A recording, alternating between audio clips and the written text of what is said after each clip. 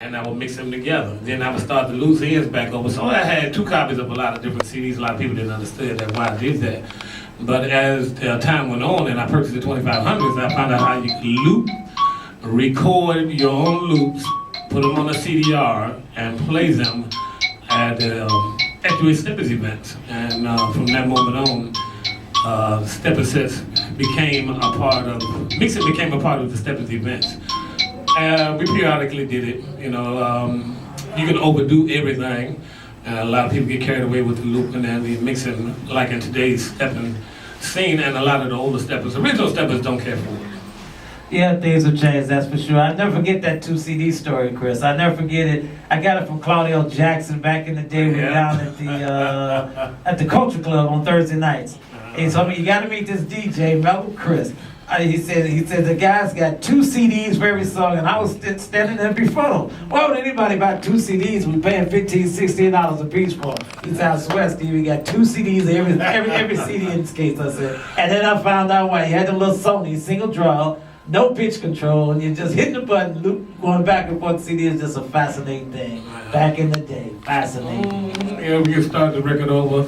It's all in the finger touch. When you hit those Sonys, with no pitch control, you had to hit it about 20 times when you get it right where you're at. Then you just slide the pitch control over, and you're right on it. You start the record over, or you could repeat certain parts of the record with that. Yeah.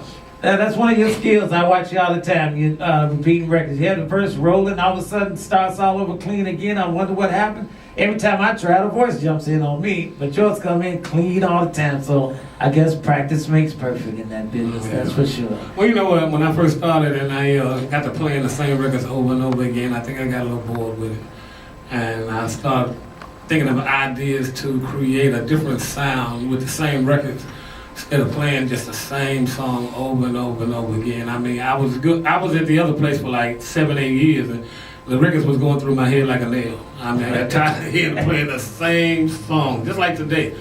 I get tired of playing the same song, so that's why I created and started to do the mix a little on the Stepper Sings.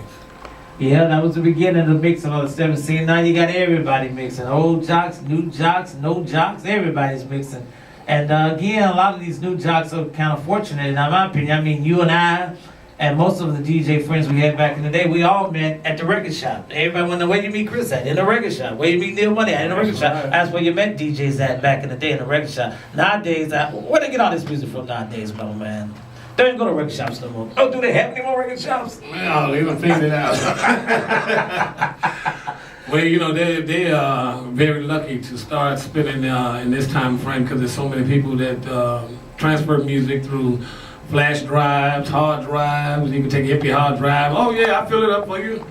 So you can get music very easy now. When back in the day, we used to be on our knees. We used to go to places like Touch of the Past. Caretha and them out there on Madison and Costner. Madison and Costner. We used to go there. And we used to be on our knees looking for records. For hours. Come up filthy dirty. For one track. And sometimes we wouldn't even find it. We think we got dirty for nothing. Overalls, jeans, whatever, we wear dirty.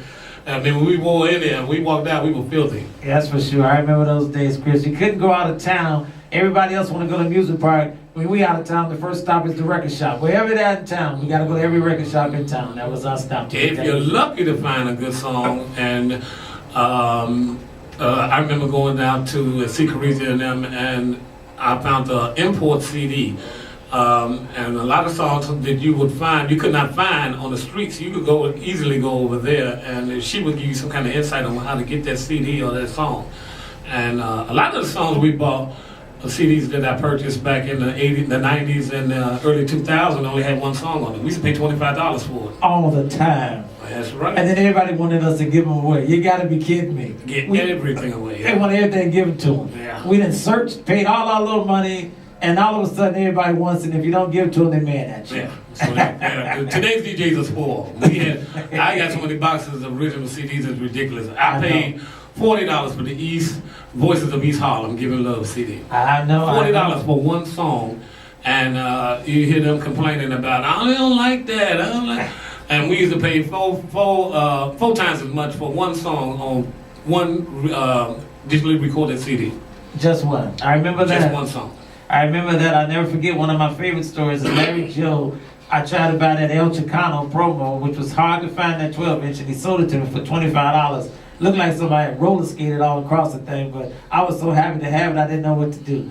And then we ended up at that muscular dystrophy event we used to go to up north. We get that 5 in the morning, stand in line, find one on the floor for $1, sealed and everything. I mean, that was almost like a Christmas present them days. Yeah, we used to have a lot of fun looking for music, and I've met a lot of DJs throughout Neil Money, and it's just so many DJs that I bumped into, and it ain't you so and so, and we'd be in the record shops fishing for records. As I met you, Rock Records down on Washington. I think we all went on Tuesdays. You had the coupon day. You get $1 off or something. Every packed Tuesdays at 12 o'clock with $1 off, trying to get those LPs. That's right. I was back in the day.